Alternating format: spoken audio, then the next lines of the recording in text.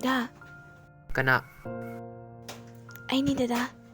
Kaurabo mata mamagi nangi ngang macani. Nungari ko da. Nungairiye. Nangdi yam onamne. Adubu ondaba madi leyi. Karibo. Aina dada wanu shijaki badudi ngasi fabo ondri. Dada nang yung palabo. Pale. Nangdi.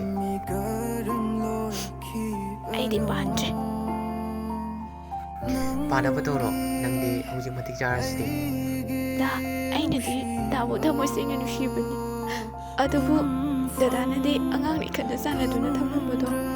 Aina matamduda wasakduna aikradi. Ai dada mo ngaikini. Dada na taba nupa amtaga yung paloy aina. Angang musa.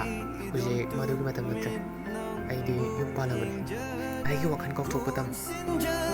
Adu harabasu ai dada bo du ngaikini. Karigama mathang mapok mada thungnagani haiba larabasu. Mathang mapok ta phawba ai dada mo ngaikhiniye. Ngaikhiniye